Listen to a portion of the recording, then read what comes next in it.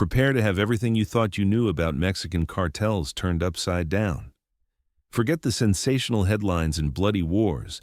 The true genesis of the Sinaloa Federation wasn't born from chaotic violence, but from the meticulous, almost invisible construction of a sophisticated system. It was a network of hidden corridors, loyal individuals, and unbreakable rules that quietly emerged and thrived even after the old Guadalajara godfather was arrested and the original confederation shattered in the late 1980s. Imagine the Pacific Coast in the 1970s and early 1980s, where a new school of illicit enterprise was taking shape. Far from brute force, this generation of traffickers learned the subtle arts of logistics, corruption, and cross-border agreements, employing everything from mountain plantations and fishing vessels to light aviation. Until 1989, the Guadalajara Cartel stood at the center of this burgeoning industry. It was a revolutionary laboratory for Mexican drug trafficking, led by Miguel Ángel Félix Gallardo, alongside Rafael Caro Quintero and Ernesto Fonseca Carrillo, known as Don Neto. Under their unified command, routes funneled drugs to major American markets through strategically placed plazas along the border. This formed the foundational architecture, a cohesive federation with a central decision-making body and regional corridor managers designed for swift reorganization under law enforcement pressure and driven by ever-growing demand in the United States in the mid-1980s. But on April 8, 1989, everything changed. Felix Gallardo's arrest became a critical turning point. To salvage their operations and mitigate vulnerability to a single law enforcement strike, the Federation had to dismantle.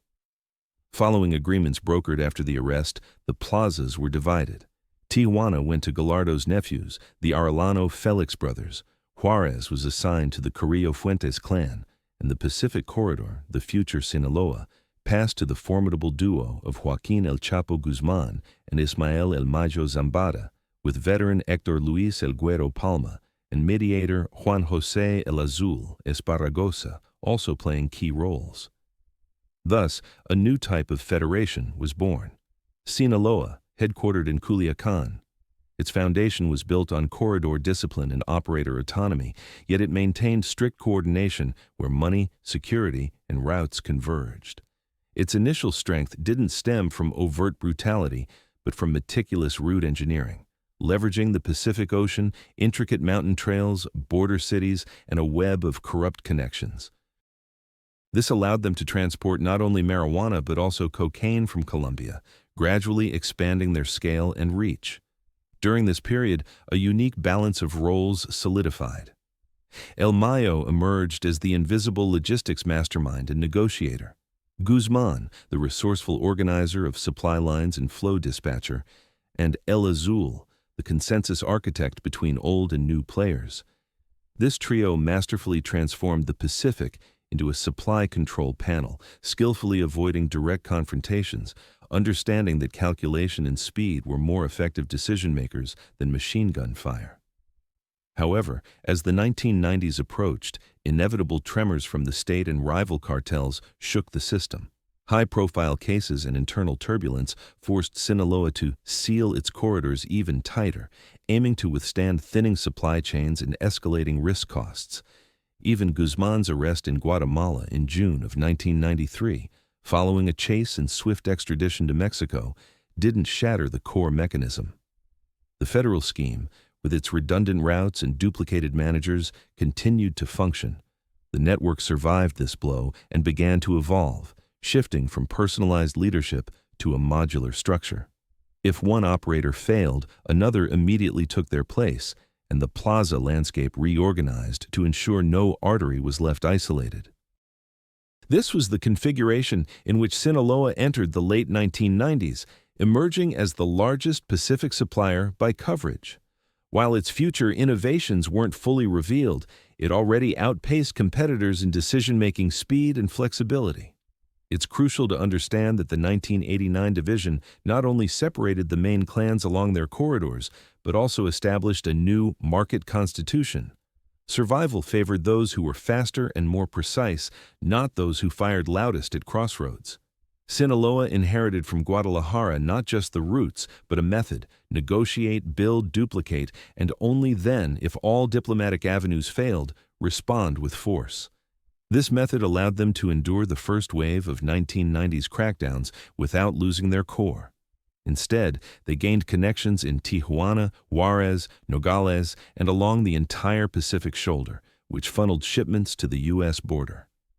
Each passing year, the Federation evolved not into a single palace, but a city of neighborhoods, each with its own rules, yet sharing common communications.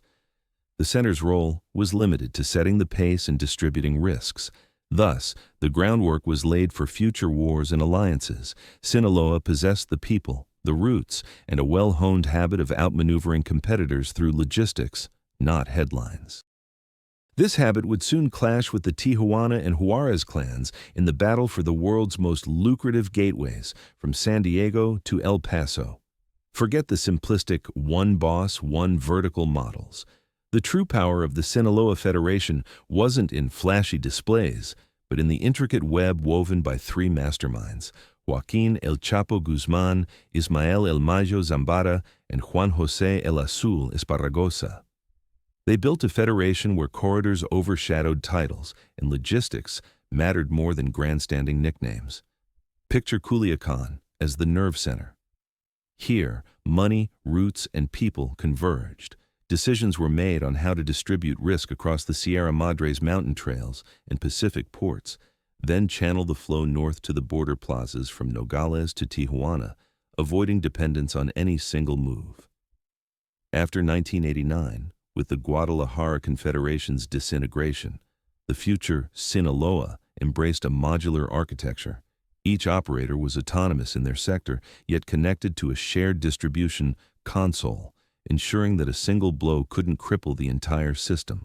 Roles solidified rapidly, almost without pause. El Mayo became the silent coordinator, tasked with transforming geography into a timetable and fear into agreements. El Chapo was the line dispatcher and risk entrepreneur.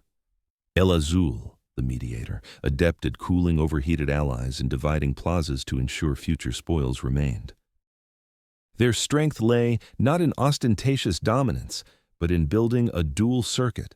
One was visible to small players and mid-level officials, the second hidden, where real routes were protected by redundant pathways, emergency caches, and personnel ready to plug a breach within hours. Here, the crucial question wasn't how many shipments passed today, but how many routes would remain tomorrow if a warehouse, an airstrip, or an intermediary on the American side was lost. Logistics was both their religion and their insurance against inevitable errors. From the mid-1990s, Zambada's voice distinctly resonated within this machine.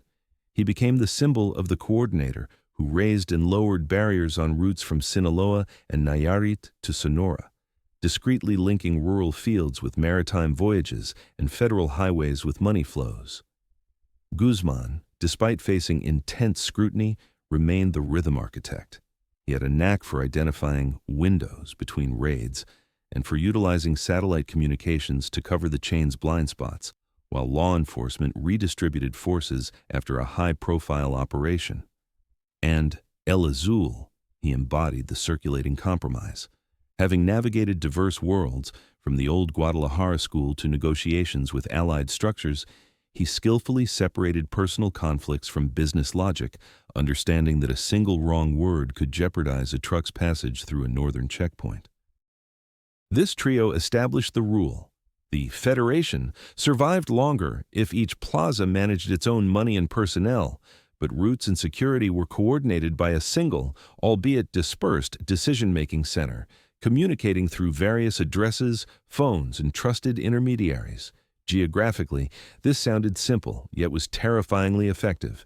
The Golden Triangle, Sinaloa, Durango, Chihuahua as the resource base, the Pacific Ocean as a maneuver corridor, and the Northern Gates as the point of risk conversion into cash, where every mile of route was insured by a backup trail.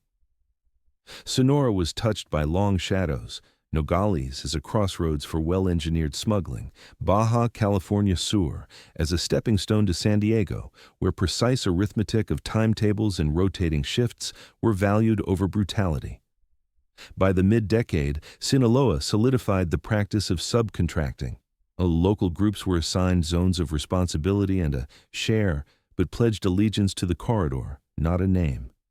This was cheaper, faster, and safer than maintaining a heavy vertical structure and waving a single flag across all news outlets.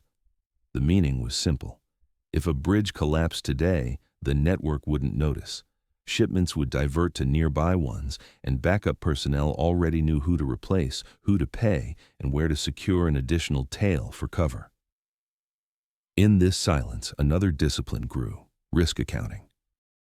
Determining when, at what price, and through whom to transfer money, which warehouses to keep cold, and which to use as bait with inexpensive cargo to ease pressure on the main line and quell predatory media interest. Without loud toasts, but with a clear memory of how Guadalajara's monolithic structure ended, the Federation embraced a different philosophy: multi-versioning, decentralization, and a courteous invisibility where neighbors preferred howling and sirens. Yet, invisibility was merely a tool, not the ultimate goal. Ahead lay incredibly valuable gates, and too many noisy neighbors from Tijuana and Juarez were already redrawing the map, calculating where to cut off a corridor and establish their own blockade. To survive this, they needed not slogans, but resilience, backup teams, 2 or 3 contingency plans for every journey, and the habit of negotiating before assassins and editorials entered the fray. Thus, the initial architecture of Sinaloa took shape. Not a palace or a fortress, but a network of pipes, faucets, and valves where each valve was operated by someone else's hand, yet open to the same signal sent from Culiacan by the quietest people in this noisy country. And when the battle shifted to the border neighborhoods, this silent engineering would grant them survival. There, where others would be paralyzed by ostentatious bravado, the network would function like a pump, increasing pressure and pushing cargo through without asking who today promised loudest to solve the problem. But eventually, these pumps began to hum at full power, and then came the neighbors with their hammers, convinced that the map belonged to whoever shouted loudest at the intersection. At the western gates, a name had long been known, and it sounded like a warning: Arellano Felix. And there, where the desert met the river, another house held the keys to El Paso, and its masters were called Carrillo Fuentes, whose men had already shown repeatedly what their order in Juarez looked like if not challenged in advance. The network, built in silence, would be forced to speak louder. Not with flashy slogans, but to preserve the roots, without which any cash falls silent. And then, those who had preferred the shadows would emerge into the light: the negotiators, the dispatchers, and those responsible for the pulse on the corridors. Their work was just beginning, for ahead lay not a laboratory but a battlefield, where every shot had an accountant and every agreement had a price that would be paid either in gold or in blood, depending on who miscalculated first. Imagine a borderline where every mile is a stake and every intersection is a life or millions decision. This is where, in the early 1990s, 2 machines collided head-on: the Sinaloa Federation, building corridors like engineering systems, and the Tijuana-based Arellano Felix clan, which had transformed the western gates into their own fortified bridge.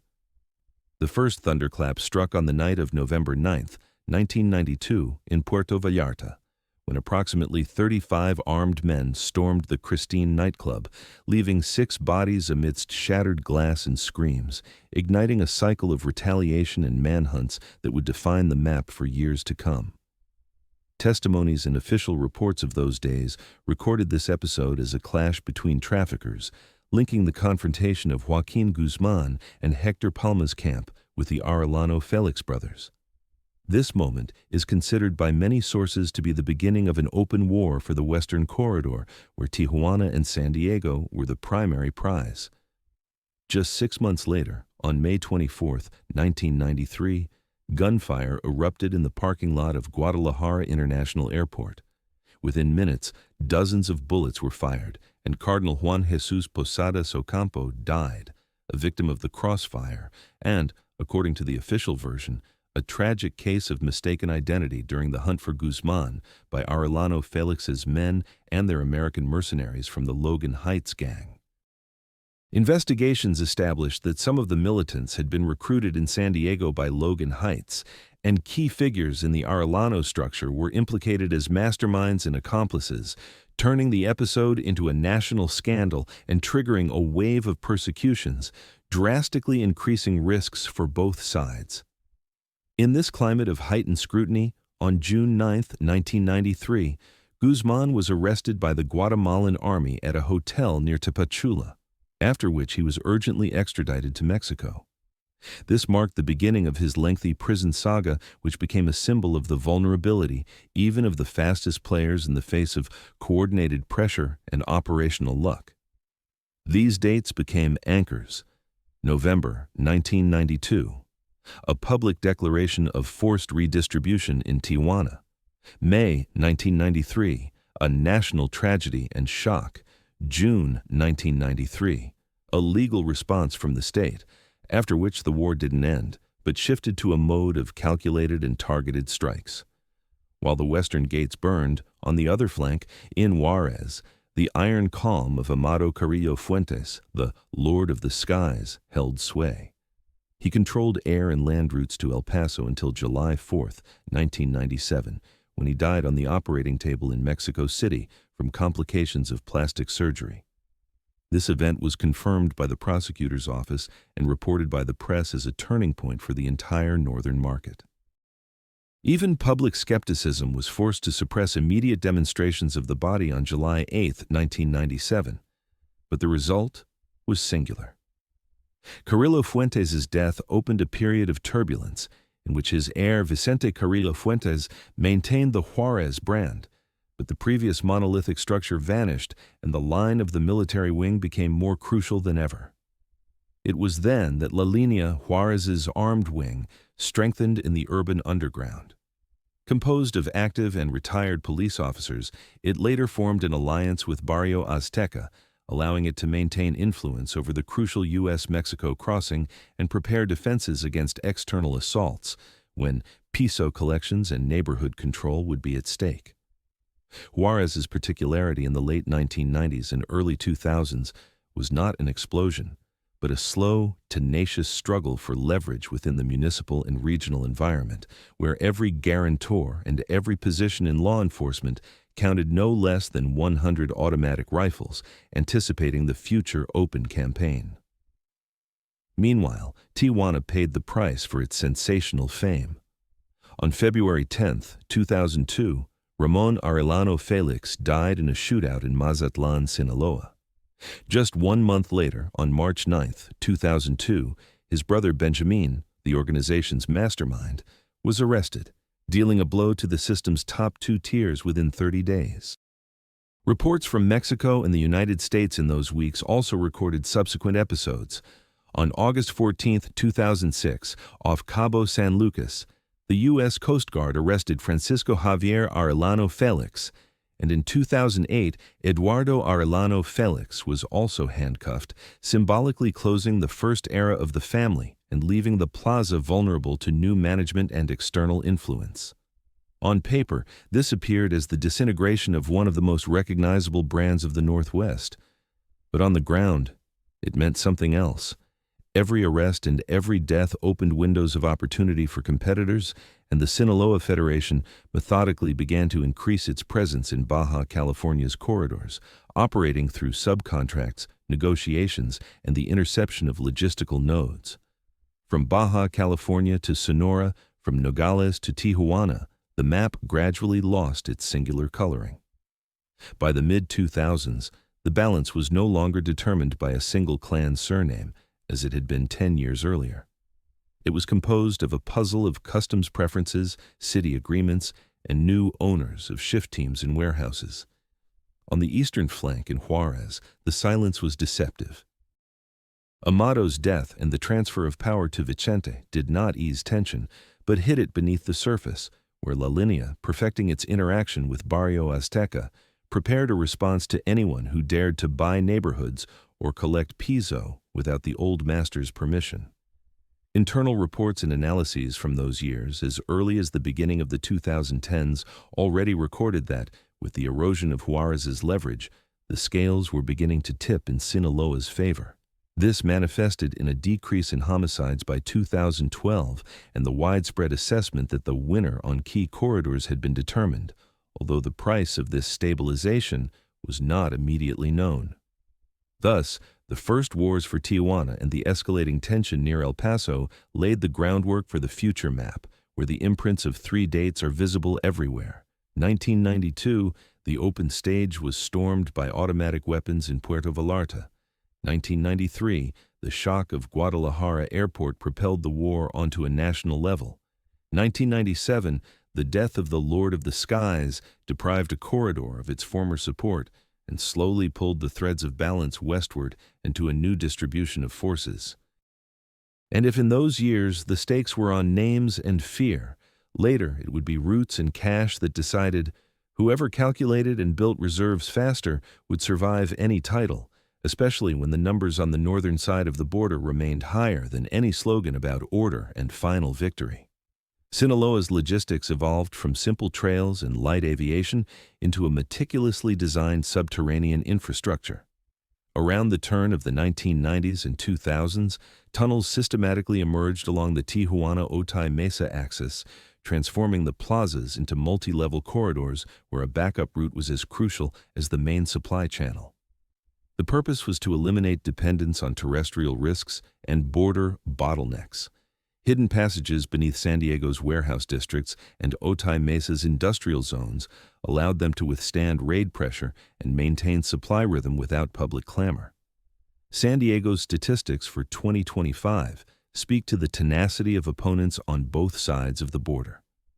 Since 1993, nearly 100 illegal tunnels have been discovered in the region, confirming the stability of the subterranean strategy as a response to intensified surface control. This figure is not just a budget line, but a map of tension. Each discovered passage implies 2 others unfinished or masked, as the very logic of corridors demands redundancy and secrecy. One of the precursors to the super tunnels was a series of discoveries in the early 2010s. In late October 2013, at the Tijuana-Otay Mesa border, authorities identified a highly organized passage with lighting, ventilation, and electric rail transport. In related episodes, approximately 8.5 tons of marijuana and 327 pounds of cocaine were seized. American prosecutors at the time emphasized the engineering level of these objects. They were not temporary structures, but capital works, designed for multiple journeys and hidden logistics between warehouses in the industrial zone. In April 2016, federal agencies announced the longest tunnel to date in the Californian-Mexican stretch, marking a shift in scale and resource base by the organizers of these underground lines. And by January 2020, a new record was set, the most extensive among those discovered, stretching up to 4,309 feet, approximately 1,313 meters, averaging about 70 feet deep, complete with rails, forced ventilation, electrical cables, an elevator, and a complex drainage system. A branch extended laterally but did not surface. The structural details of this record-breaking object illustrate the industrialized approach. Engineering solutions, such as elevators at the entrances and constant electrical supply, indicate that the underground corridor was planned as a long-term channel, not a one-time loophole under the fence. Otay Mesa's geology and urban environment also played a role. Soft soils, a dense network of warehouses, and the masking of exits under sandbags made this sector favorable for construction and concealment of infrastructure. In the spring of 2022, a new sophisticated passage was discovered in Otay Mesa, approximately 1,744 feet long, about 61 feet deep, and roughly 4 feet in diameter, with reinforced walls, a rail system, electricity, and ventilation. Charges were filed against 6 individuals for conspiracy to distribute over 1,750 pounds of cocaine. According to investigations, old-fashioned investigative work and surveillance of a stash house led agents to a warehouse to which an underground exit was connected, a characteristic house-tunnel-warehouse link allowing for the rapid dissolving of shipments into the general traffic of the agglomeration. In June 2025, U.S. Border Patrol and its partners disrupted the construction of another subterranean corridor, approximately 2,918 feet long, with a section of about 42 by 28 inches and up to 50 feet deep. The route connected a house in the Nueva Tijuana neighborhood with a commercial warehouse in San Diego County. Equipment included lighting, ventilation, and a rail system for moving goods. It was reported that tunnel access from the Mexican side was masked in a house under new tiles, and in the United States, the passage was carefully mapped. These discoveries confirmed that industrial masking of entrances and integration into the residential fabric remain a key part of operational security. The systematic nature of the solutions is visible in repetitive patterns. Departure from the Mexican side in a residential area or Tijuana's industrial zone, exit into the Otay Mesa logistics cluster, where warehouse facades and traffic bustle cover routine transfers and distribution into regions. This Tijuana-Otay Mesa link is not just a line on a map, but an environment where infrastructure and topography work for conspiracy. Soft soils, road networks, warehouse density, and the presence of drainage make it possible to create long-lasting lines with minimal noise. In public sources, Sinaloa is associated with the Pacific Corridor and the use of subterranean solutions as a distinctive stratagem in San Diego, Pan, and Tijuana. This aligns with the Federation's core strategy, duplicating routes, reducing visibility, and securing deliveries with redundancies. Underground corridors became the logical continuation of the federal architecture. Autonomous cells build and maintain different sections, while the coordination center regulates cargo and risks, maintaining the overall pace without relying on a single artery. The increasing engineering complexity of the tunnels correlates with intensified ground control and the general militarization of anti-drug campaigns. As the state ramped up pressure after 2006, TCOs, transnational criminal organizations, delved deeper underground, transforming hidden lines into the primary insurance against raids and surface competitors. It was precisely this strengthening of the underground circuit that laid the groundwork for the next phase, a period when internal competition and splits on the flanks would demand not just rails and ventilators, but much tougher decisions in the fight for plazas and corridor command. When the military campaign against drug trafficking structures launched in December 2006, it wasn't just corridors at stake, but the very architecture of the federations. The Army and federal police initiated operations in hot states, and the response was a rapid expansion of armed wings and a shift to proxy warfare over intermediaries, warehouses, and plazas along Mexico's entire northern arc. Within the Sinaloa Federation itself, the first thunderclap of 2008 was the blow to the connection with the Beltran-Leyva brothers. On January 21, 2008, Alfredo Beltran-Leyva, El Mochomo, was arrested by the Army in Culiacan with 3 guards. Approximately $900,000 in cash, dozens of weapons and bulletproof vests were seized, after which he was transferred to Altiplano, a decision that shattered old agreements and triggered a chain of retaliations. By May 8, 2008, Edgar Eusebio Milan Gomez, acting commissioner of the Federal Preventive Police, was assassinated in Mexico City. Investigations linked his murder to revenge for El Mochomo's arrest, which became a strong signal of escalation in the capital and along the corridors. In the same month, violence also surged in Sinaloa. 22-year-old Edgar Guzmán Lopez, Joaquín Guzmán's son, was killed in Culiacan. Sources reported that the Beltran-Leyva brothers blamed El Chapo for Alfredo's arrest, casting a shadow over intra-federal connections and pushing the conflict into a phase of personal vendettas. The rupture crystallized into open warfare between factions. The core of the Beltran-Leyva clan aligned with anti-Sinaloa alliances, including contacts with Los Zetas, and drew closer to Sinaloa's enemies on the eastern fronts. This increased the mutual permeability of assault groups and access to heavy armaments. In Mexico City, agents faced war scenes.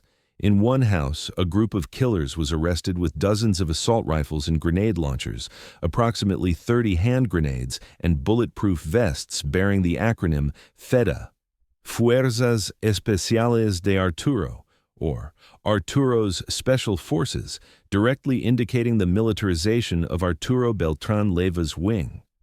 The climax of this phase was the operation in Cuernavaca on December 16, 2009. The Navy stormed an elite residential complex, sparking a 2-hour battle involving grenades, during which Arturo Beltrán Leiva was killed, and both sides suffered losses. An episode authorities described as one of the campaign's greatest victories. Reports from American and Mexican outlets confirmed that hundreds of military personnel were involved in the assault, explosions, and a fire were recorded, and Beltrán Leiva, the boss of bosses, was neutralized while attempting to escape encirclement, revealing the struggle for inheritance within his network. Against the backdrop of the blow to BLO, the Sinaloa Federation itself lost a key operator on its western flank. On July 29, 2010, Ignacio Nacho Coronel Villarreal, one of Sinaloa's top leaders, died in a shootout with military personnel in Zapopan, Jalisco, representing a strategic loss for Pacific logistics. Official bulletins indicated that Coronel's location was the result of many months of military intelligence. One soldier died and another was wounded in the shootout, while Coronel himself opened fire with an M16 rifle, attempting to break the perimeter. 1 month later, on August 30, 2010, federal police arrested Edgar Valdez Villarreal, La Barbie, an American citizen and figure who led a rival faction in the post-Beltrán Leiva configuration. This intensified the split among BLO remnants and simultaneously impacted interregional networks. 2 weeks later, on September 12, 2010, Marines arrested Sergio Villarreal Barragán, El Grande, one of BLO's most wanted operational leaders, without firing a shot in Puebla. This arrest was the fourth major defeat for the cartels in a year, according to official bulletins. U.S. State Department materials recorded a chain of blows, December 2009, elimination of Arturo, July 2010, death of Nacho Coronel, August, La Barbie, September, El Grande, confirming the intensified pace of targeted operations against strategic individuals. The spatial effect of these blows was uneven. While BLO's managerial cover weakened near Cuernavaca and the capital region, the struggle for plazas continued on the northern corridors, and in Ciudad Juárez between 2008 and 2011, a critical mass of violence had already accumulated due to competition for the El Paso crossing and allied support from former Beltrán Leiva partners. In summary, this 2008 to 2010 cycle revealed a new order. Army and Navy actions against top leaders, forced militarization of factions, unraveling of old alliances, and personnel transfers between networks, all against a backdrop of persistent demand and a redefinition of corridors, where every loss of a captain was accompanied by an immediate redistribution of routes and coffers. When Operation Coordinated Chihuahua began in March 2008, the Army and Federal Police entered Ciudad Juárez with the mission to besiege and saturate it with forces, aiming to wrest control from operational groups over the crucial passage to El Paso. According to authorities, thousands of military personnel and federal police officers, including the 2,500 military personnel previously sent in 2007, were deployed in the city and state at the start of the campaign. However, instead of an immediate de-escalation, violence indicators dramatically increased. The front line was clear. The Sinaloa Federation sought to seize the plaza from Amado Carrillo Fuentes' cohort, inherited by Vicente Carrillo Fuentes, the Juárez structure, while the armed shield was held by La Línea and its Prison Street ally Barrio Azteca, sealing off neighborhoods and arteries where money and influence were converted. La Línea played the role of armed mediator and corridor supervisor, and Barrio Azteca guaranteed street control, mobilization of hit squads, and pressure on competitors, synchronizing actions on both sides of the border. By 2008, over 1,600 homicides were recorded in Juarez, triple the rate of the most criminal cities in the United States. By mid-2009, the count had surpassed 1,000, well ahead of the previous year's timeframe, reflecting the accelerating spiral of violence. The siege strategy did not lead to an immediate breakthrough. In conditions of competition for tax and routes, the city became a battleground for assault groups, and key guarantors in the police and prosecutor's office found themselves under unprecedented pressure. The peak occurred in 2010. By December alone, approximately 3,000 homicides were recorded, as confirmed by international media and official reports, solidifying Juarez's status as one of the most dangerous cities in the Western Hemisphere. These figures were not abstract. They comprised serial shootings in the streets, attacks on family gatherings, and targeted assassinations aimed at dismantling the pillars of the old order on the plaza. On January 30th and 31st, 2010, La Línea militants stormed a party in the Villas de Salvarcar neighborhood. At least 14 people were killed and 12 wounded. Over 100 AK-47 shell casings were found at the scene, and the age of the victims, primarily 15 to 20 years old, became a national trauma and a symbol of how the war had crossed the boundaries of criminal ghettos. Witnesses described organized tactics. Up to 20 attackers in several cars blocked roads, sealed exits, and left the scene before military and federal police arrived, highlighting the vulnerability of urban response during rapid attacks. On October 23, 2010, in the Horizontes del Sur neighborhood, unknown assailants shot guests at a birthday party, killing 14 and wounding more than 20.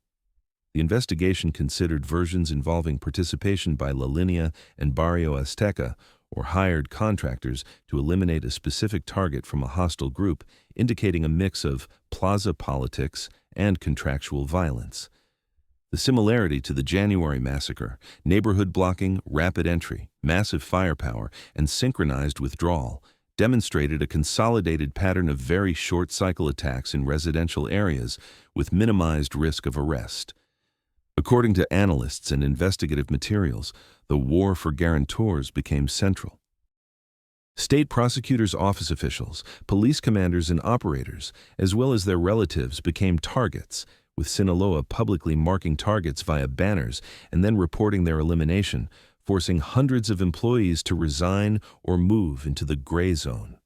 In the police force alone, approximately 200 people were killed during this period, and the kidnapping and murder of Mario Angel Gonzalez, brother of State Attorney General Patricia Gonzalez, became a resonant point of pressure on the higher echelons of the guarantor system. In this context, Barrio Azteca's layered criminality also intensified. Street cells and prison links, integrated with La Línea, ensured the fullness of the lower floor of the war, from target identification to neighborhood control and logistical pockets within the urban fabric.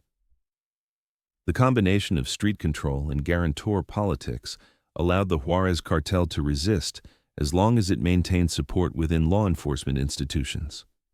However, the waves of purges and arrests from 2008 to 2011 deprived the network of stability, stratifying the vertical into competing fragments. As federal forces intensified targeted arrests and dismantled parts of the networks in 2011, homicide indicators began to decline. By 2012, the city saw a significant reduction from its peak, which local and external observers linked to a shift in the balance of power on the plaza and a redefinition of corridor control. At this point, analyses increasingly implied that leadership in the competition for the El Paso corridor was shifting in Sinaloa's favor. Although on the ground, this did not mean silence, but a transition to a more administrative regime of violence and money flows with a lower frequency of open incursions. The result of the 2008 to 2012 cycle was a demonstration that the urban theater is decided not only by assault groups, but also by the ability to maintain guarantors, redistribute police leverage, and break the adversary's street-prison ties faster than they can find a replacement. This, according to investigation data and reports, changed Juarez's trajectory in the early 2010s. Subsequent events only reinforced the lessons of Juarez. Corridor control is the synchronization of streets, institutions, and coffers, not a single captured warehouse. Where these three links converge into a single decision-making center, the map is colored without sensational declarations, but with a noticeable effect on homicide statistics. In the mid-2010s, the Federation reorganized its armed wing.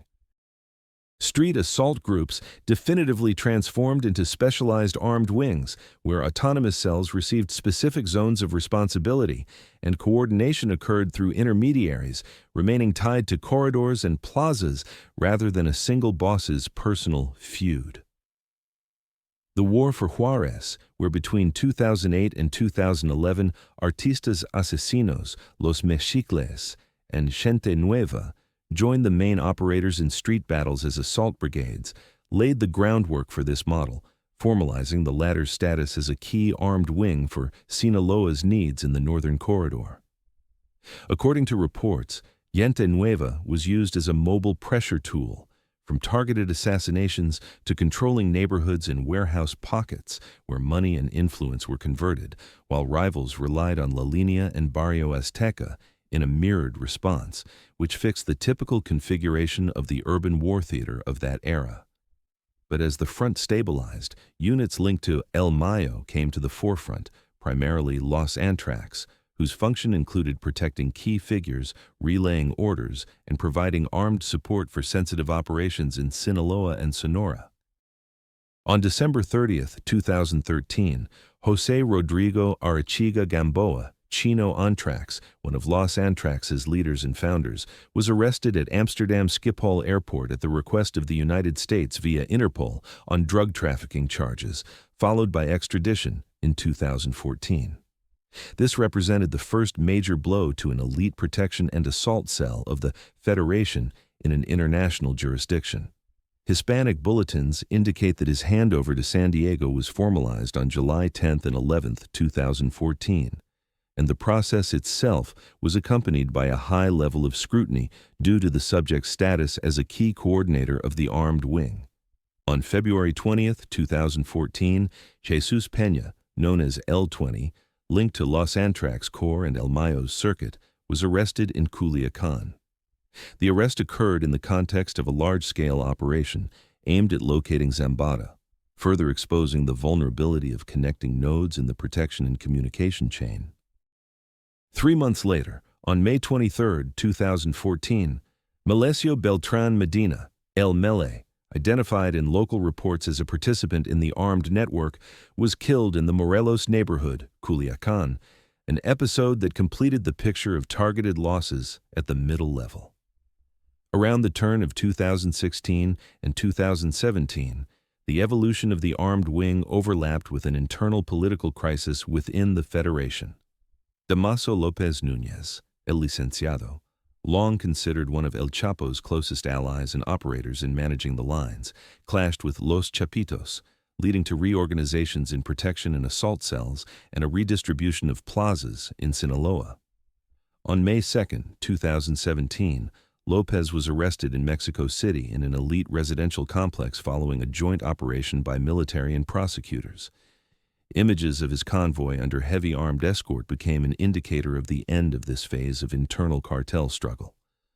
Following judicial procedures in the United States, Chino Antrax was placed under house arrest on March 3, 2020. But by May 9, probation services declared the subject missing, and on May 15, 2020, he was found murdered in Sinaloa along with his sister and her husband. This became a signal of the risks for former armed wing coordinators, even after formal release from prison. This episode established a structural truth of the Federation. Armed wings rely on people, not just charts and corridors, and the loss of a figure who connected protection, communications, and discipline impacted the entire network faster than duties could be rewritten. For years, rumors circulated around Los Antrax about leadership changes, including hypotheses about Claudia Ochoa Felix's role, but no official confirmations emerged. On September 14, 2019, she was found dead in Culiacan, preliminarily attributed to aspiration following an overdose. This block of stories remained in the realm of unverified attributions and tabloid constructions. The informational noise did not erase the fact. After 2013 to 2014, the armed frame around El Mayo had to be repaired, increasing the role of less public links and silent escort groups capable of duplicating functions under pressure from external and internal threats. In parallel, Gente Nueva continued to serve as a projection tool for force at crossroads with competing structures from Sonora to Chihuahua. It maintained the profile of an assault wing with urban warfare experience, acquired between 2008 and 2011, allowing the Federation to maintain pace on fronts where speed and readiness for street scenarios were crucial. This stratification, elite protection, mobile assault links, and connecting escorts united the 2010s models with the organization's overall federal logic, where each module was autonomous but synchronized through common corridors and coffers. By the end of the decade, the armed wing's restructuring explained why Sinaloa survived a series of losses at the upper and middle levels. The flexibility of subcontracts, duplication of functions, and international dispersion of channels allowed them to compensate for arrests and eliminations faster than competitors could discover backup routes. However, each of the mentioned events, from Chino Antrax's arrest to El Licenciado's arrest and the murder of officials in Culiacan, left gaps in the network that had to be closed with new links. This inevitably strengthened the role of the next generation of armed structures, whose names would resonate strongly in the era of Los Chapitos and fentanyl cases. On February 22, 2014, around 6:40 in the morning, Mexican Marines arrested Joaquín Guzmán in the Miramar condominiums on Mazatlan's waterfront, based on joint intelligence from the DEA and U.S. Marshals. In apartment 401, law enforcement found him with his wife, Emma Coronel, and identification was confirmed on-site via fingerprints. The operation began before dawn. 10 pickup trucks with over 65 Marines moved into the tourist area, quickly neutralized guard Carlos Manuel Ju Ramirez, and stormed the apartments without firing a shot, according to the Mexican government's version. The same day, Guzmán was shown to the press at Mexico City International Airport, after which, escorted by Navy and Air Force helicopters, he was transported to the maximum security prison Altiplano in Almoloya de Juarez aboard a Black Hawk. On July 11, 2015, Guzmán escaped from Altiplano through a tunnel leading from his cell's shower. The passage led to an unfinished house and was equipped with ventilation and lighting. Inside the tunnel, investigators discovered a motorcycle, fixed on improvised rails, used for transporting dirt and tools, indicating high construction speed and well-thought-out logistics. Photos and diagrams showed that the exit was disguised by construction work, and the structure allowed a person to move with minimal risk of surface interception. After the escape, a massive manhunt began. On January 8, 2016, Mexican Navy Special Forces conducted an operation in Los Mochis, Sinaloa, resulting in a shootout that killed 5 militants and wounded 1 Marine. Guzmán himself tried to escape through sewers and in a stolen car. During the house clearing, law enforcement seized an arsenal, 8 assault rifles, 2 M16s with underbarrel grenade launchers, 2 Barrett M82s, and a loaded RPG, as well as 2 armored vehicles. After a brief chase, he was arrested near a motel not far from the operation site, after which the transfer and extradition preparation procedures began. On January 19, 2017, Mexico extradited Guzmán to the United States, handing him over to Islip County, Long Island.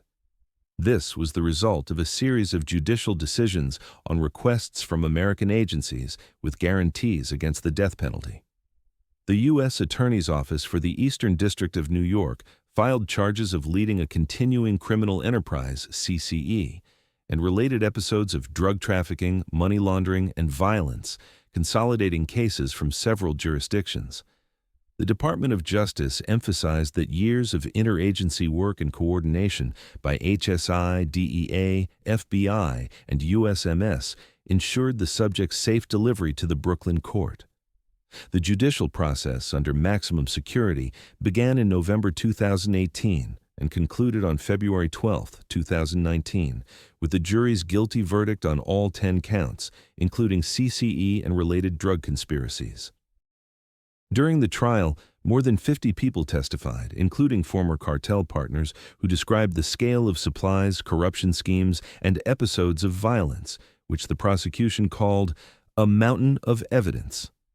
The verdict meant an inevitable life sentence without parole for the main CCE charge and paved the way for asset forfeiture. On July 16 and 17, 2019, Judge Brian Cogan sentenced Guzmán to life imprisonment plus 30 years and ordered the recovery of over $12.6 billion as the monetary equivalent of illicit profits from approximately 25 years of activity. After the sentencing, he was transferred to the maximum security federal prison, ADX Florence in Colorado, where extremely dangerous prisoners are held in maximum isolation. The prosecution considered the conviction a joint victory for the United States and Mexico in dismantling Sinaloa's infrastructure, marking the legal endpoint of a years-long hunt. This cycle, 2014 capture, 2015 escape, 2016 recapture, 2017 extradition, and 2019 conviction, restructured the balance within the Federation, strengthening El Mayo's role and accelerating Los Chapitos' ascent as operational management and risks were redistributed among the factions. For law enforcement, it became a showcase of evolving methods, from Mazatlan door assaults to interagency manhunts and international cooperation, capable not only of catching a fugitive with his subway, but also bringing him to conviction under unprecedented protection for witnesses and jurors. For the corridors, however, this meant inevitable modularity. Even decapitated, the network remained operational if routes, coffers, and armed escorts were preemptively divided among autonomous nodes. This lesson would determine the logic of subsequent years. After Joaquín Guzmán's extradition to the United States in January 2017 and his life sentence in July 2019, the network did not collapse. Operational management distributed itself between Ismael, El Mayo, Zambada, and the faction of Guzmán's sons, known as Los Chapitos. This solidified a stable diarchy within the Federation with a division of responsibility zones and risks. Ismael Zambada had, by then, maintained his status as co-founder and strategic coordinator of the Pacific Corridor for decades, managing routes through a system of intermediaries and autonomous operators, while Los Chapitos increased their influence over street and logistical circuits, relying on family ties and their own armed units. The core of Los Chapitos included Ivan Archivaldo Guzmán Salazar, Jesus Alfredo Guzmán Salazar, as well as their half-brothers Ovidio and Joaquín Guzmán López. This quartet was consistently identified by sources as successors to the bloc previously overseen by their father within the Federation. Formal signs of the sons' roles were recorded well before Guzmán's extradition. As early as 2012, the U.S. Treasury Department included Ivan and Jesus Alfredo on the Kingpin Act list as aides to their father, and U.S. federal charges were updated as materials arrived from the DEA and allied agencies. A crucial demonstration of the faction's vulnerability, and at the same time, its status, was the kidnapping of 29-year-old Jesus Alfredo in Puerto Vallarta on the night of August 15, 2016. According to the Jalisco State Prosecutor's Office, 7 armed and masked men stormed the La Leche restaurant, separated women from men, and took away 6 targets without firing a shot. The same day, authorities confirmed Jesus Alfredo's identity, and the main version pointed to CJNG militants as perpetrators of a hostile attack against Sinaloa representatives, which became a public indicator of a direct conflict between the country's 2 most powerful groups. It was reported that the kidnapped individuals were released a few days later, and the action itself was described as a tough but cleanly executed show of force without on-site shootings, after which Jalisco and Nayarit authorities intensified preventive measures due to the risk of escalation. The episode became an indicator of a shifting balance. The CJNG demonstrated its willingness to operate in enemy territory and strike symbolic targets, while Los Chapitos proved capable of maintaining the command vertical after the stress test and increasing the security perimeter in key Pacific cities. In parallel, in 2014, news emerged in media and agency bulletins about the possible death of Juan José El Azul Esparragoza Moreno, a longtime mediator. Initially, reports spoke of a heart attack after a spinal injury, then of cremation. However, Mexican federal authorities never officially confirmed the fact, citing a lack of verifiable data, which left the issue as a persistent but unverified rumor. El Azul's presence or absence was more symbolically important. In any case, his role as a balancer diminished, and the field of mediation was increasingly divided between El Mayo and trusted intermediaries within Los Chapitos as their personnel grew. After 2017, the lines of influence became clearer. El Mayo maintained strategic coordination and negotiation resources through the old network of intermediaries, while Los Chapitos strengthened direct control over parts of Sinaloa, Sonora, and Baja California, using a hybrid of street gangs and their own security structures, which complicated the external perception of a single command. Local explosions of intra-cartel tension were also recorded around the distribution of money flows and security personnel, reported in bulletins as internal conflicts. However, the priority remained corridor manageability, not public bravado, which limited the scope of open clashes within the Federation during those years. A significant variable remained personal risks. After the 2016 kidnapping, Los Chapitos reorganized their security and communication regime, and Iván Archivaldo's name more frequently appeared in the public sphere as the faction's operational coordinator, combining risk distribution and street-link control functions. Jesus Alfredo continued to appear on American sanctions lists and indictment documents, indicating his role in logistics and finance, which aligned with the general trend of pressure on the younger wing in international jurisdiction. The diarchy functioned because it corresponded to the network's federal logic. Autonomous nodes continued to move according to a schedule, money caches closed on a timetable, and armed units guarded intersections where risk was above average, while the strategic metronome remained with Zambada and the accelerators with Los Chapitos. This division of labor allowed them to compensate for personal losses at the top and to survive the noise of high-profile operations without losing control of key border and Pacific plazas, which manifested in route stability, even after high-profile arrests and extraditions. But silence at the center almost always meant noise on the perimeter. The CJNG increased pressure in Jalisco, Colima, on the Baja flank, and at border nodes, transforming every local redistribution into part of a broader map of fronts, where the conjunction of the two systems' interests inevitably overheated. It was in this configuration that the Federation approached the next period, a time when competition with the CJNG became not an episode, but a constantly active contact line, requiring El Mayo and Los Chapitos to synchronize diplomacy, money, and force modules faster than the operational situation on the ground changed. After 2015, competition with the Jalisco New Generation Cartel was no longer an isolated incident. The CJNG, having emerged from the Matazetas and consolidated its position on the Pacific flank in the 2010s, systematically began to infiltrate corridors where Sinaloa had maintained logistics for decades. This was recorded by academic and institutional analyses on the duopolistic structure of the Mexican drug market at the end of the decade.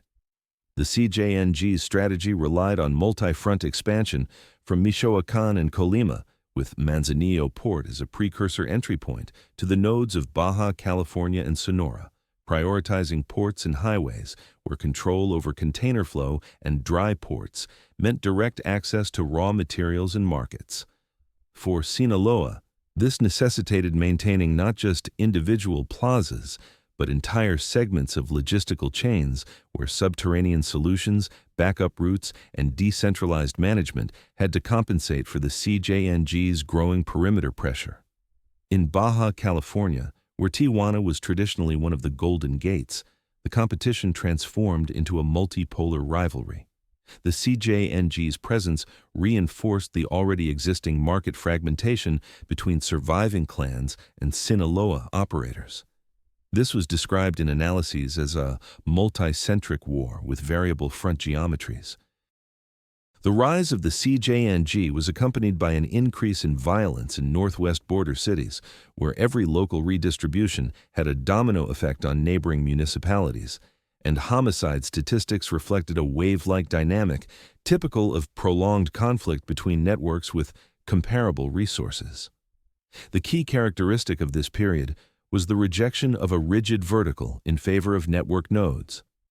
Sinaloa, maintaining its federal model, increased operator autonomy, while the CJNG relied on rapid force modules and absorption of local groups, which gave clashes high mobility.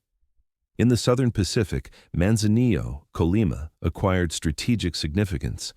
Brookings noted that control over port infrastructure and precursor entry chains was a competitive advantage for the CJNG, against which Sinaloa was forced to build asymmetrical compensations, from financial to logistical. The DEA, in its annual reports from the 2020s, confirmed that the Sinaloa-CJNG duopoly determined not only geography but also the commodity profile, cocaine, methamphetamine, fentanyl, where rapid adaptation of supply chains became the primary survival resource in the face of international pressure. This is why conflicts over ports and port highways increasingly became the detonator of chains of homicides and disappearances, which swept in waves across adjacent states, changing the risk landscape every few months. The Sonora direction, by 2019 to 2022, became complicated with the emergence of the Caborca Cartel, linked to Rafael Caro Quintero's circle. This structure entered into heavy clashes with Los Chapitos for the municipalities of Caborca Magdalena Santa Ana, and the CJNG's interest in Sonora's corridor intersections added another dimension to the competition. Although Caborca was not formally a CJNG front, the very fragmentation of Sinaloa's camp in Sonora facilitated maneuvering for external actors, as highlighted by reports on assault team movements between municipalities and increased incidents on federal highways. This three-force effect, Los Chapitos, the legacy of the old network, and external pressure, became typical of the Northwest in the 2020s, where any given week could tip the scales in a single city, but it did not change the basic duopolistic picture at the national level. Nationally, political science described the processes as criminal fragmentation, the breakdown of old blocs and the intertwining of alliances at the grassroots level led to competition between Sinaloa and the CJNG, not so much as two armies, but through dozens of proxy links, which situationally united surviving groups to one of the systems. As a result, the conflict map resembled a mosaic, where stable cores of the duopoly were connected by a serpentine of corridors, and peripheral nodes migrated from one camp to another under the pressure of money, threats, and local political cycles. Such a regime, according to global violence trackers, stabilized a high but manageable level of conflict in several states. Waves of violence from 2018 to 2022 were followed by pauses, which in turn were followed by new windows of opportunity for each side. For Sinaloa, the response was a return to basic principles. The Federation reinforced modularity, separating money, armed escorts, and corridors into autonomous cells so that the loss of one link did not completely disable the chain, and the counteroffensive was built through subcontracts and soft agreements with local operators. The CJNG, in a mirrored fashion, strengthened its mobilization capacity, investing in rapid armed groups and assault operations in adversary territories, supported by a resource base and access to port entries, where the fate of precursors and large shipments was decided. It was in this format that the years 2015 to 2022 became a phase of positional battles, not absolute victories, but a gradual shifting of influence boundaries, where each new month recorded test attacks, reformulation of alliances, and regrouping of mid-level personnel. By the early 2020s, expert analyses solidified the assessment. The Sinaloa CJNG duopoly was not a temporary configuration, but a stable structure determining the logic of violence and the economics of the drug market. State pressure and international sanctions merely readjusted the pace, but did not nullify the competition for ports, corridors, and coffers. For the northwestern plazas, this meant a constant stress test, where the role was played not so much by grandstanding chapters as by annexations and detachments of local groups, which collectively created an advantage for the system that calculated risks faster and closed gaps in routes. It is from this matrix that events at the turn of the decades would emerge, from public explosions of urban violence to targeted international fentanyl cases, where the duopoly's configuration would manifest not just on the map, but in indictment documents and sanctions lists. On October 17, 2019, in Culiacan, the capital of Sinaloa State, an operation by the National Guard and Army to arrest Ovidio Guzmán López, Joaquín Guzmán's son, began. Within minutes, it transformed into one of the largest urban confrontations in Mexico's modern drug conflict, later dubbed Culiacanazo. According to official data, the initial contact occurred in a private house where a patrol was attacked by gunfire, after which law enforcement broke in and arrested 4 individuals, one of whom identified himself as Ovidio Guzmán López. This triggered a synchronized reaction from armed groups throughout the city. Almost immediately, mobile groups with heavy-caliber weapons appeared on highways and in neighborhoods. Roadblocks and the burning of buses, trucks, and cars created blocking rings, and smoke columns paralyzed the movement of law enforcement and civilians, as documented by photos and videos from Culiacan on the day of the battle.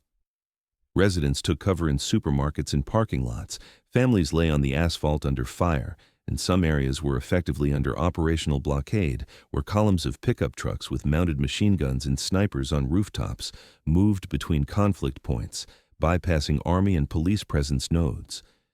State reports and federal communications in the early hours recorded discrepancies regarding casualties.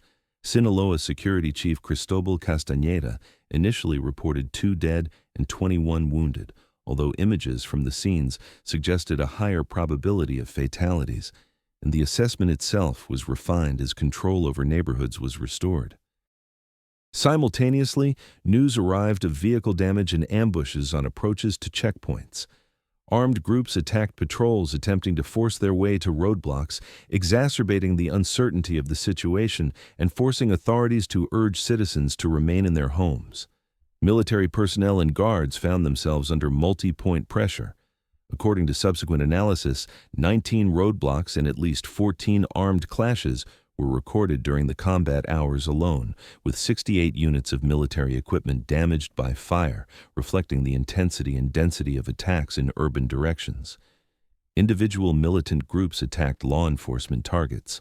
Fire was directed at the military headquarters in Culiacan and at the C4 Center, responsible for security coordination, which further fragmented management and communications in critical minutes. A fundamental blow to manageability was the situation at the Aguarudo prison. During the riot and shootings, 51 inmates escaped from the facility, 2 of whom were recaptured in the early hours. This episode effectively multiplied law enforcement's urban tasks between the street front and emergency search measures. In parallel, armed groups intercepted military and law enforcement personnel. At least 8 military personnel were captured and subsequently released, which became an indicator of the hostage pressure tactic used to negotiate against the backdrop of a growing number of shootings and firing points in residential areas. When it became clear that urban clashes were expanding and risks to civilians were increasing, the Federal Security Cabinet decided to halt the operation and withdraw forces, releasing the arrested individual. President Andrés Manuel López Obrador publicly supported this decision, stating that people's lives were more important than the capture of any single figure. The Minister of Security, Alfonso Durazo, described the operation as failed and hastily conducted, indicating that the criminal group's reaction had been underestimated. and that the force configuration and plan for transporting the arrested individual out of the city had been miscalculated. International news outlets noted that the force situation in Culiacán resembled an urban siege. Cartel groups acted as a swarm of hotspots, from roadblocks and firing points to diversions against infrastructure, forcing law enforcement to disperse resources and reducing the effectiveness of centralized management. It was this multi-focus and synchronized action in different parts of the city that created the illusion of holding space, although the goal was not direct destruction of units, but political operational coercion to cancel the arrest and withdraw forces. On the evening of the same day, authorities effectively confirmed a video's release as a de-escalation tool. Media and agencies linked this episode to a crisis of confidence in the hugs, not bullets strategy, as well as questions about interagency coordination and planning of such large-scale operations in an urbanized environment. British and German sources also pointed to the character of the military episodes: heavy-caliber gunfire, use of sniper rifles and machine guns, massive vehicle fires, and blocking of city entrances, as a stable tactical set in Mexican urban conflicts of the 2010s to 2020s. Consequently, the Culiacanazo solidified in the annals as a decisive lesson for both sides, for the state, on the critical importance of intelligence preparation, reserves, and immediate evacuation of the arrested individual; for cartel networks, on the effectiveness of multi-node pressure on urban infrastructure, and informational saturation of personnel decisions in real time. Already in the following months, the episode became a reference for assault tactics and media strategies, and Ovidio himself reappeared in the public sphere until his new arrest in 2023, underscoring the incompleteness of the conflict and the persistent role of symbolic targets in both sides' calculations. On October 17, 2019, in Culiacán, Mexican law enforcement conducted an operation to arrest Ovidio Guzmán López, after which the city quickly transformed into an arena of multifocal shootings, fires, and blockades, which became known as Culiacanazo.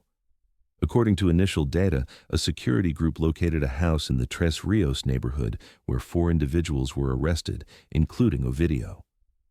This was followed by a synchronized reaction from armed groups who launched attacks at various points across the city.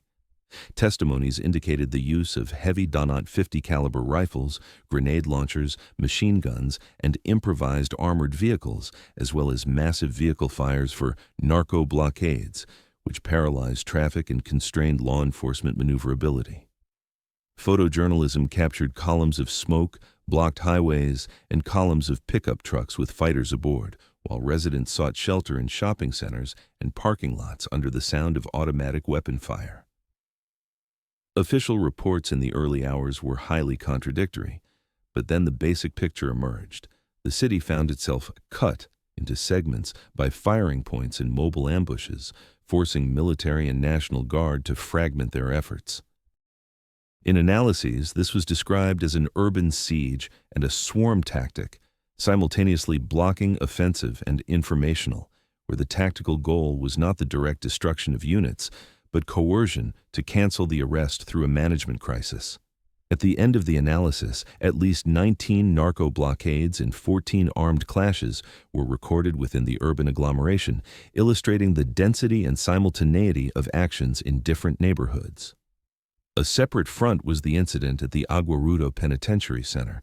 In the chaos, a mass escape of inmates occurred, 51 according to some data and up to 56 according to others, only a few of whom were recaptured in the first days. In parallel, the capture and subsequent release of at least 8 military personnel were recorded, underscoring the use of pressure hostages for negotiation amidst numerous hotspots. Law enforcement headquarters reported attacks on command and communication targets, including the C4 District Coordination Center and military infrastructure, which worsened situational awareness and complicated the evacuation of the arrested individual. On the streets, hits against civilians and law enforcement were recorded, while by evening, the casualty estimate was refined, Local and federal sources indicated at least 8 dead and 16 wounded in the initial phase, with the risk of increase as episodes were verified. Against the backdrop of the escalation, the Security Cabinet decided to halt the operation and release a video, arguing that this was to prevent mass casualties and due to the impossibility of safe evacuation from the city under those conditions. President Andrés Manuel López Obrador publicly supported the decision as a priority for safeguarding citizens' lives, despite anticipated political criticism, as consolidated by federal and international media reports. International bulletins noted a rare combination of means for a megalopolis: heavy calibers, improvised armored vehicles, massive fires and blockades, targeted pressure on command and communication nodes, which allowed law enforcement's tasks to be multiplied and slowed down the pace. Video footage confirmed the city's rapid shift to Black Thursday mode. People lay on the ground in supermarkets, cars burned at interchanges, and groups of shooters changed positions, avoiding frontal clashes with large units.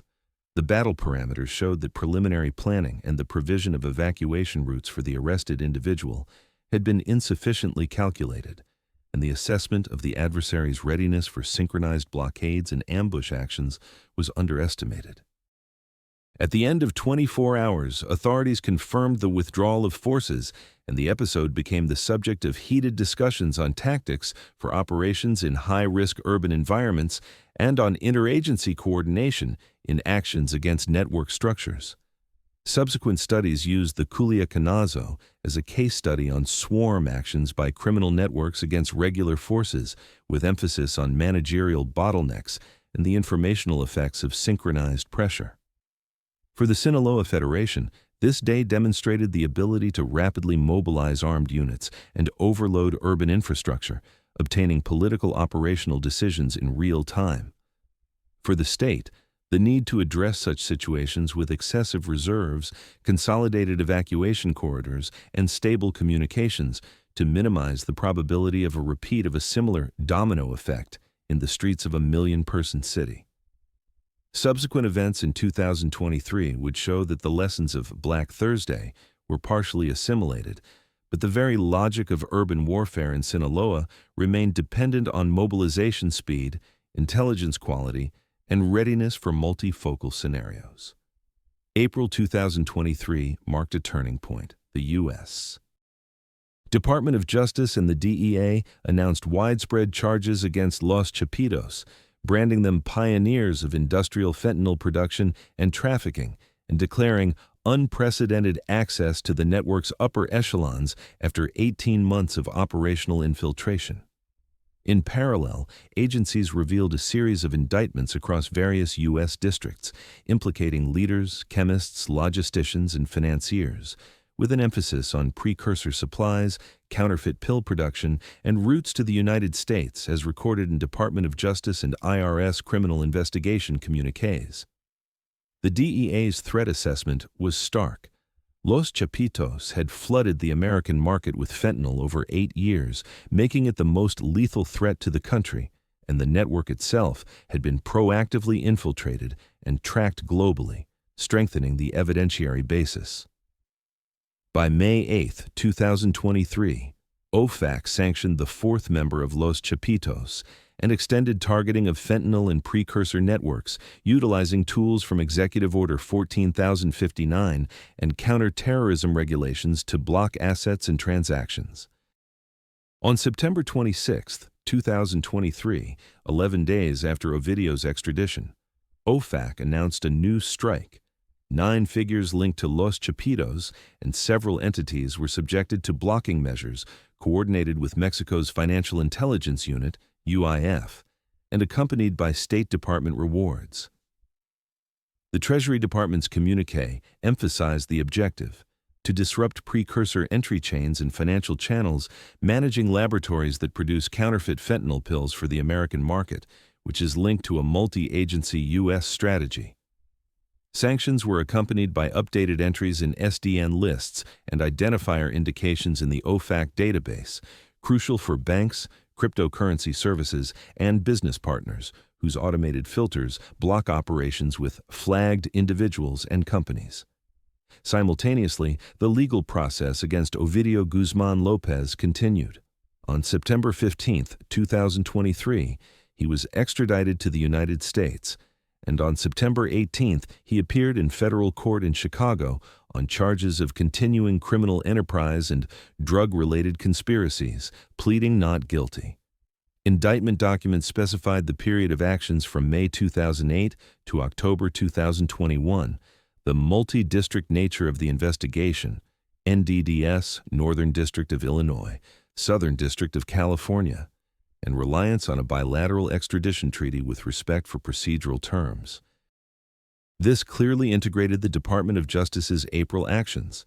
The public showcase of charges against Los Chapitos shifted to the judicial arena for the faction's key figure, while sanction and criminal measures simultaneously pressured money pools in international channels. By the fall of 2023, the DEA and partners emphasized a two-track pressure: criminal charges to incarcerate leaders and managers, OFAC sanctions to dry up intermediaries, chemical suppliers, and proxy companies concealing cash flows and logistics. In public DEA assessments from 2024, the market configuration was described as a Sinaloa CJNG duopoly with a critical role for fentanyl and methamphetamine, where the speed of supply chain reorganization was the primary survival resource under the barrage of criminal cases and sanctions. This logic explains why OFAC in September 2023 targeted not only Los Chapitos individuals, but also laboratory and port nodes where raw materials and business volumes are decided. Without money and precursors, any network loses the ability to maintain pace. Months later, in 2024, the White House recorded joint extradition milestones for fentanyl cases and emphasized coordination with Mexico, linking current pressure to the national anti-opioid strategy and strengthening cross-border cases. Media reports and radio publications in the spring of 2023 completed the picture.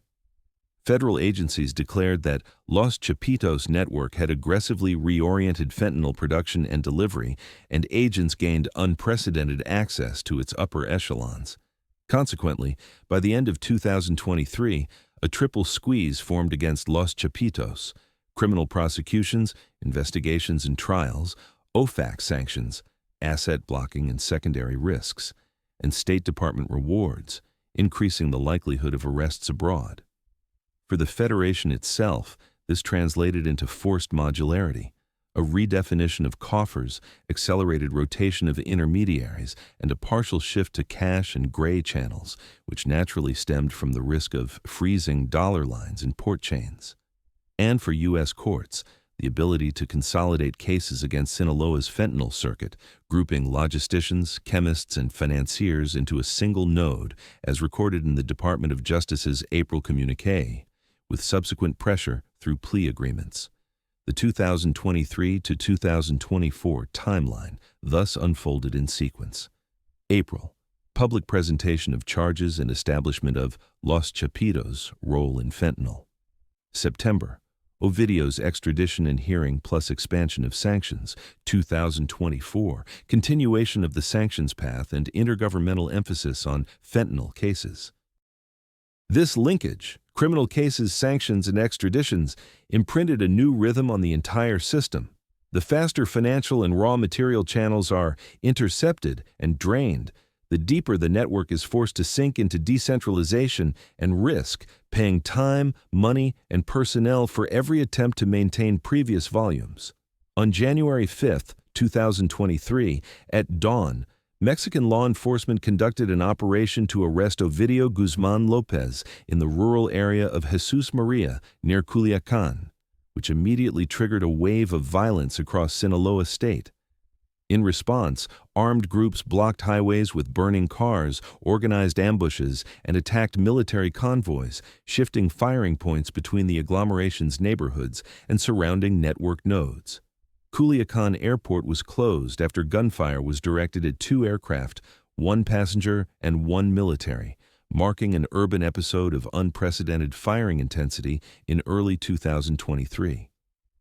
Official reports confirmed that aerial assets and Army helicopters were used to suppress the Second Black Thursday, targeting concentrations of firing points and mobile groups.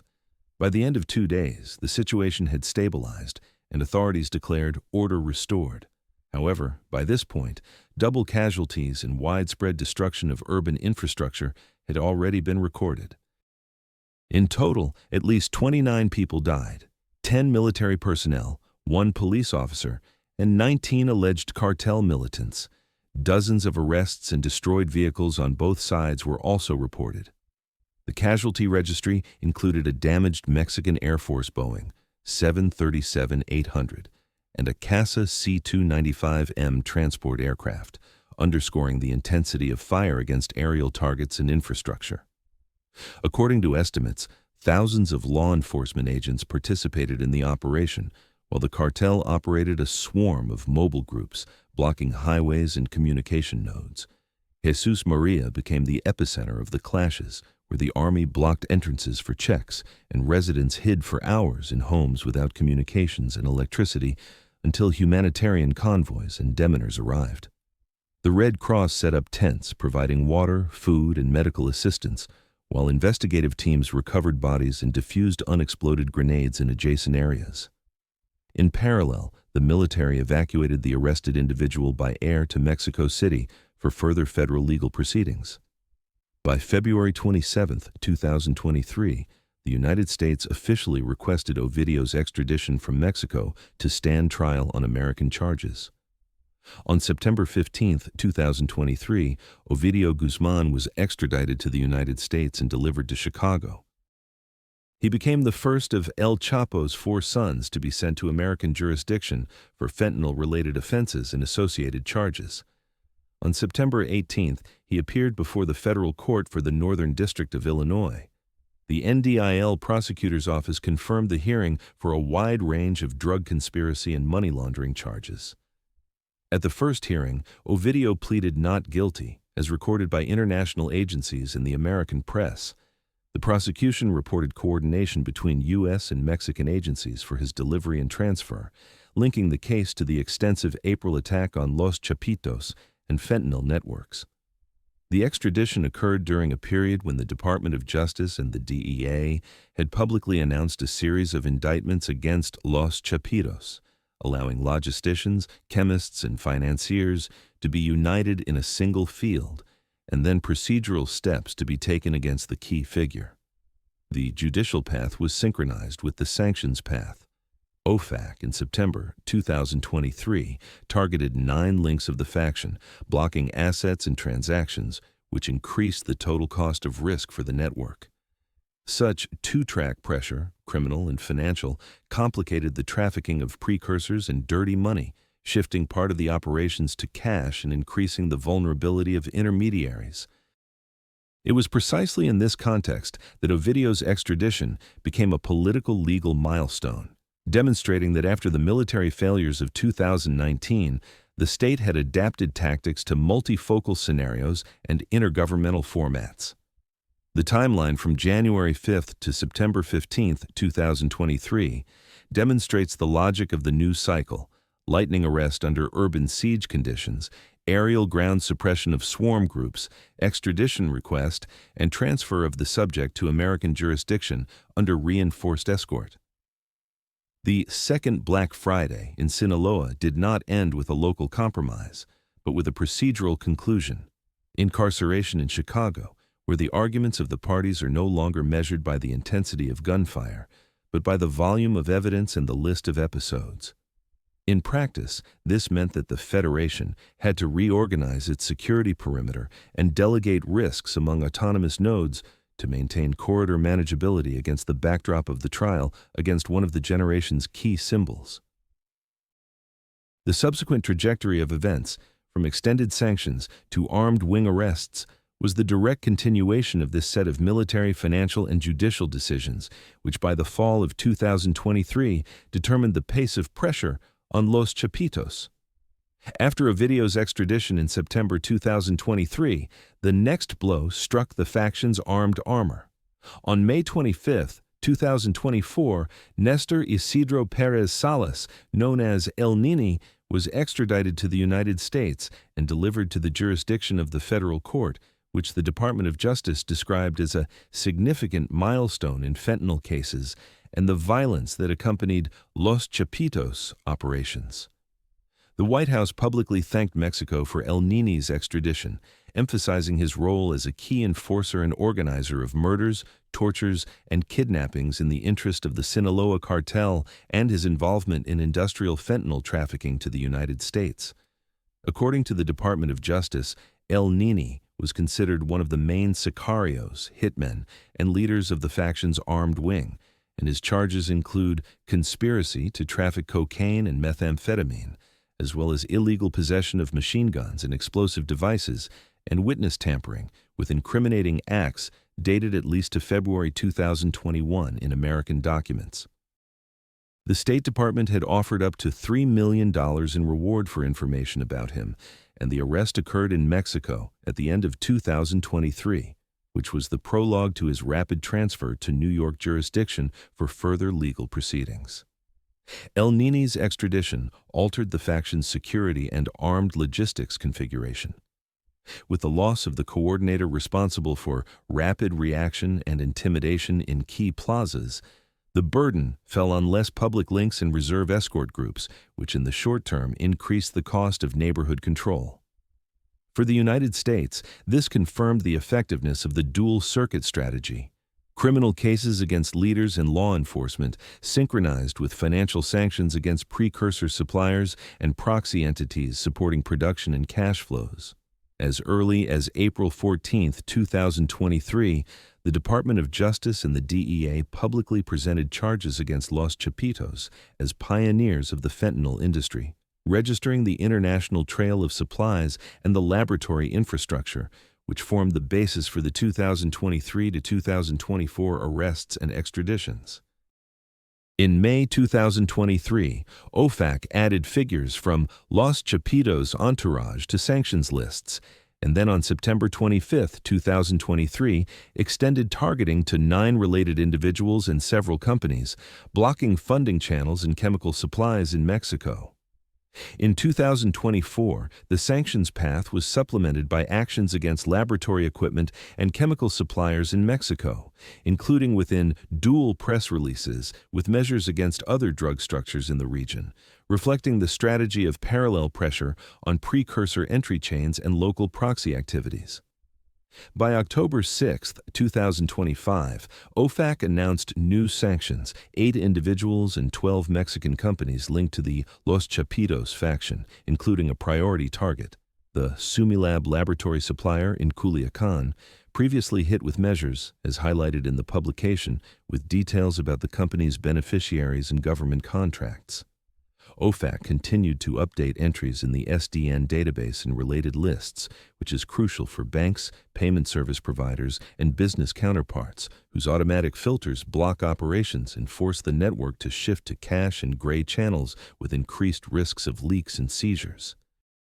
In October 2025, the agency specifically indicated that the Los Chapitos faction dominates fentanyl flows to the United States, and sanctions aim to dismantle the financial logistical structure by cutting precursor supplies and blocking assets of proxy companies along counterterrorism and anti-drug authorities lines.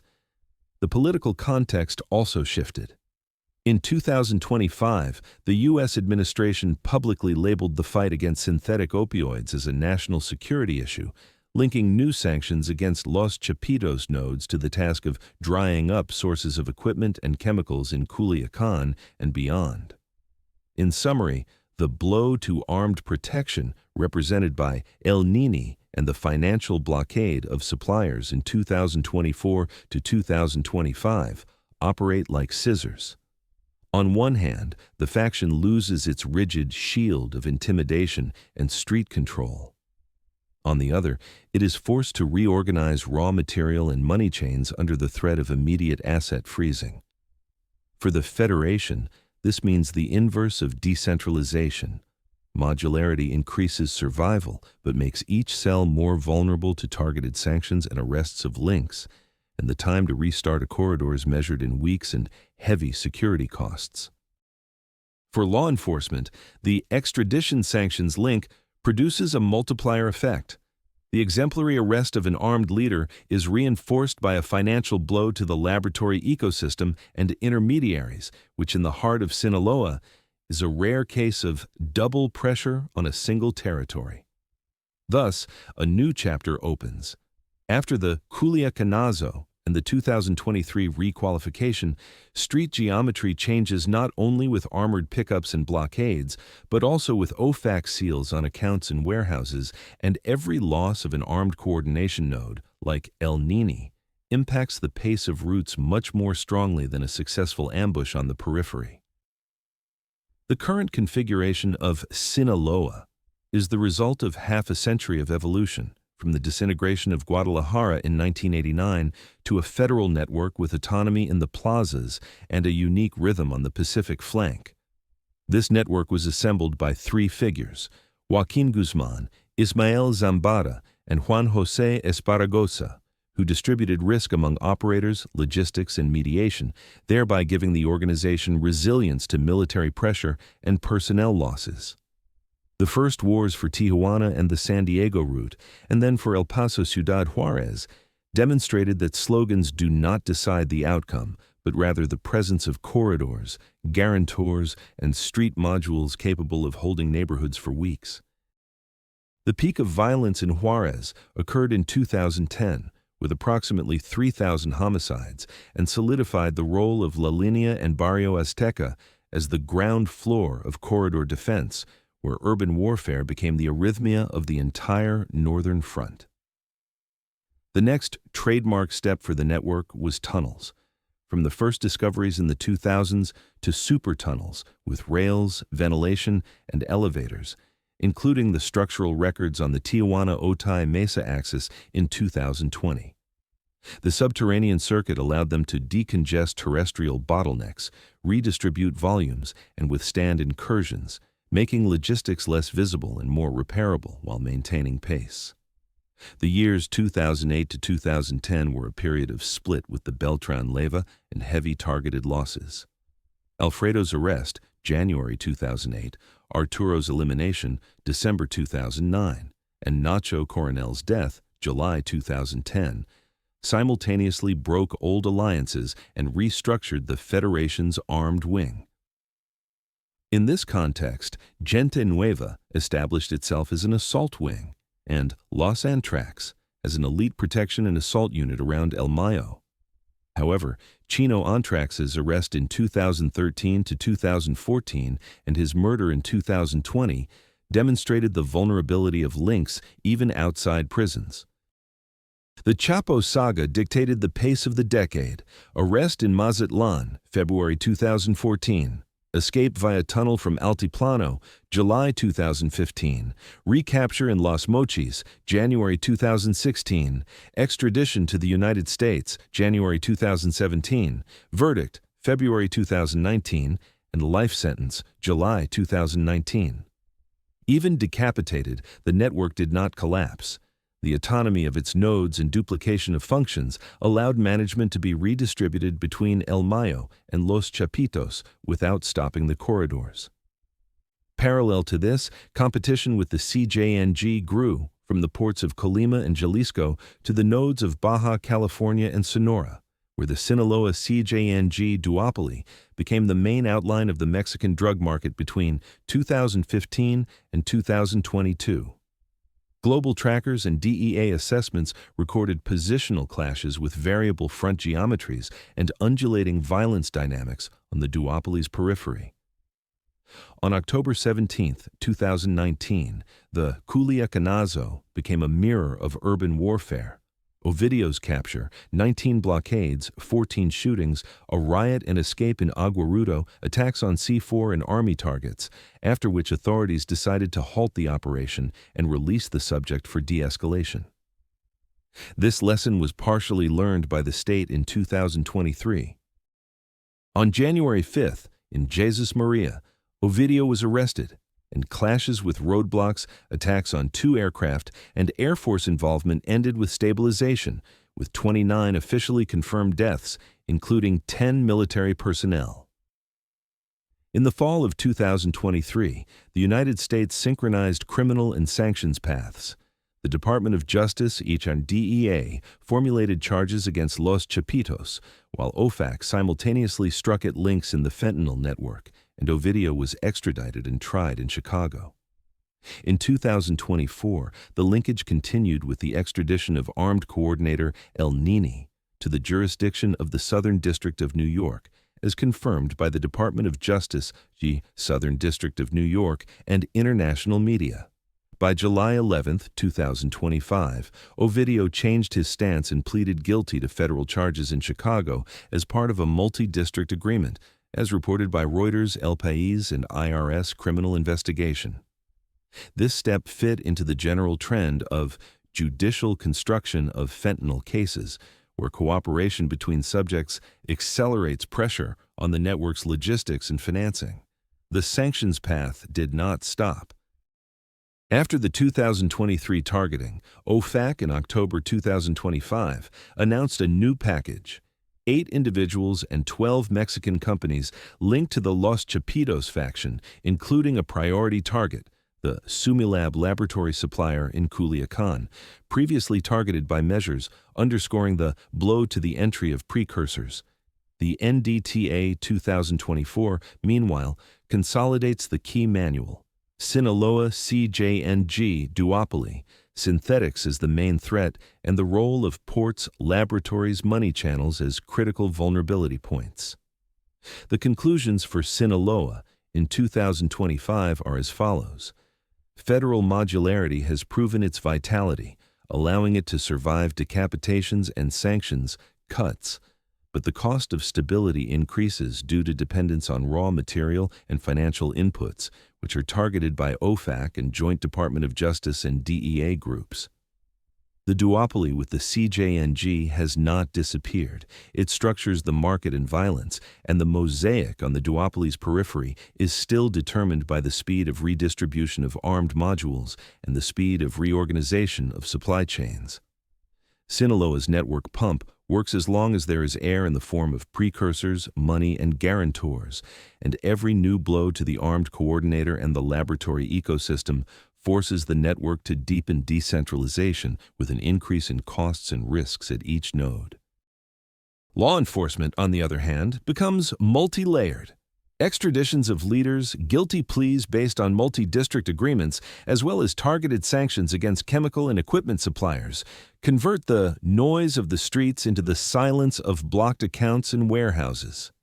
It can be said Sinaloa earned its longevity not through demonstrative cruelty, but through root engineering, duplication of functions, and the ability to rapidly change configuration under attack, from tunnels and federation to the current fusion between legal and financial fronts. But it is precisely this strength that makes it vulnerable in the era of synthetics. The more integrated the network is into precursor supply chains and international payments, the harder it is hit by multilateral sanctions and multi-district criminal cases, where every leak turns into a key for the next node. And if the formula for survival on the Pacific flank remains the same, reserve, duplicate, hide, the formula for pressure is now also extremely clear. Remove leaders, dry up inputs, cut off money, and do it simultaneously on both sides of the border. The final word here has not been, and is unlikely to be, delivered by a single sentence or a single sanctions package, but the 2019 to 2025 timeline shows. In the clash between networks and states, victory goes to whoever reads the risk map faster and reorganizes infrastructure for the new pace of the game.